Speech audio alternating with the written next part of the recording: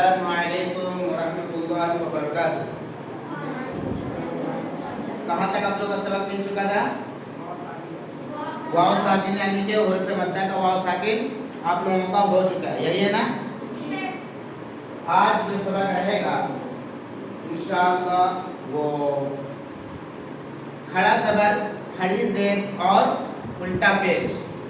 ध्यान से आप लोग भी इसको ध्यान देंगे कि हम जो सबक को पढ़ा रहे हैं, और इसके बाद आपसे भी मैं गुजारिश करूंगा कि जो मैं सबक दे रहा हूं नूरानी कायदा को, इसमें आप अपने किताब को अपने सामने रखिए और एकदम गौर से देख करके और हर एक मेरी बात को आप अपने जहनों में रखेंगे।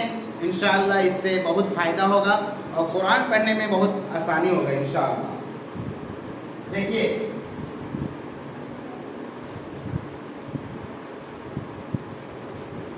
तीन चार चीज का ध्यान देंगे। इसको कहते हैं ज़बर, इसको कहते हैं ज़ेर, है ना? इसको कहते हैं क्या? पेश। इसके बाद फिर आता है, क्या आता है इसके बाद? हुरूफ़े मद्दा।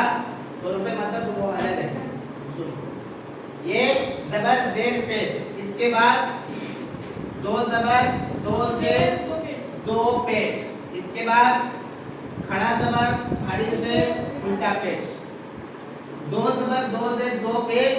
इसका कायदा अलग है, इसका कायदा अलग है। ये कायदा इसका अलग रहेगा। इसका पढ़ चुके हैं और अभी जो पढ़ेंगे वो इसका पढ़ेंगे। इसके बाद आएगा ये दो ज़बर दो ज़ेर दो पेश। तो ये चीज़ ध्यान देना है। दूसरा आपका जज़म तशदीद, जज़म तशदीद, ये आपको समझ लीजिए एक तरह से हरकत, ये सब है। इन सब का कायदा अलग अलग है, ठीक है ना? इन सब का कायदा अलग अलग है कायदा। और इसका कायदा आप लोग पढ़ चुके हैं।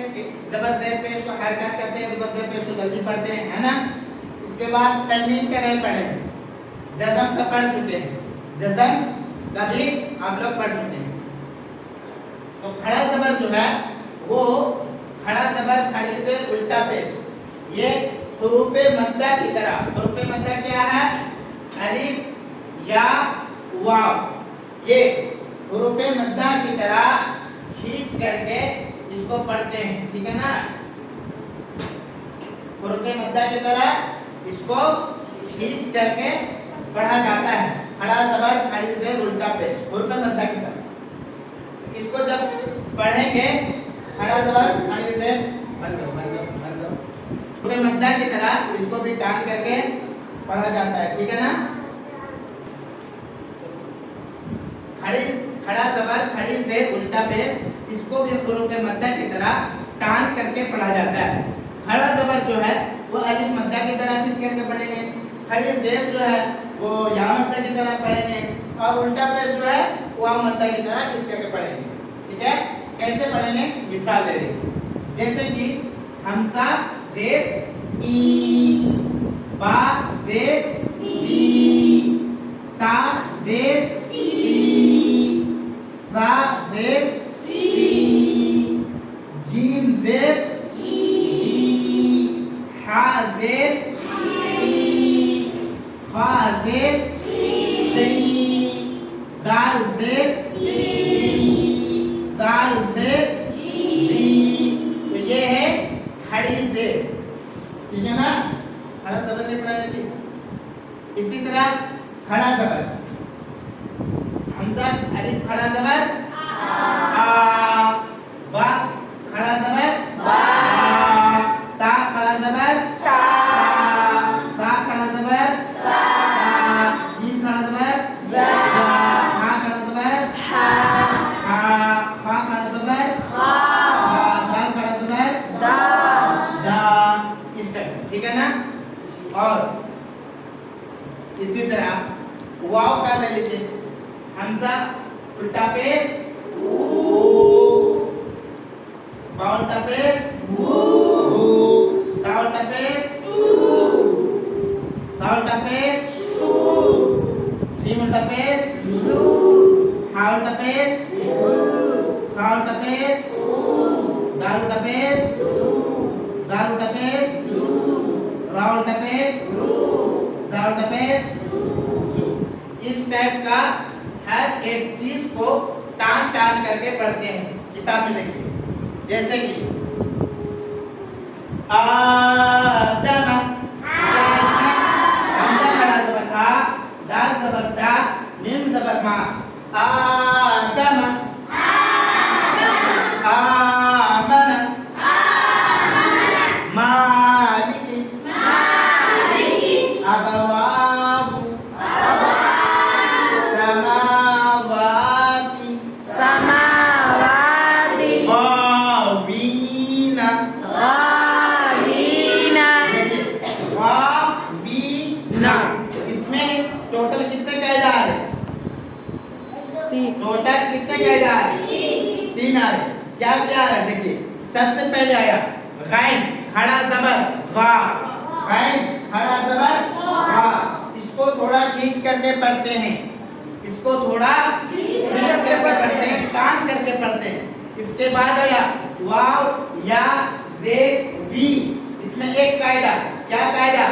یا مدہ، کیا آیا؟ یا مدہ آ گیا۔ اب یا مدہ وہ کیا ہوتا ہے؟ یا ساکن سے پہلے، یا ساکن سے پہلے زیر آیا، یا ساکن سے پہلے زیر آنے کی وجہ سے یہ یا جو تھا یہ یا مدہ میں تبدیل ہوا۔ اب جب یا مدہ بن گیا تو یا مدہ بنا، تو اس کے وجہ سے اس کو ہم کھینچ کر کے پڑھیں گے، ٹان کر کے پڑھیں گے، ٹھیک ہے نا جی۔ اور تیسرا نون میں زبر ہے، یعنی کہ حرکت ہے، نون میں زبر ہے، اس کو ہم نہیں کھینچیں گے نہیں ٹانیں گے، کیا کریں گے؟ جلدی پڑھیں گے، کیا کریں گے؟ جلدی پڑھیں گے، تھوڑا بھی نہیں کھینچیں گے، ٹھیک ہے نا۔ یہ 3 قاعدہ ہو گئے۔ اسی طرح الہنا، الہنا، الف میں کیا ہے؟ زیر ہے، یہ کیا بنا؟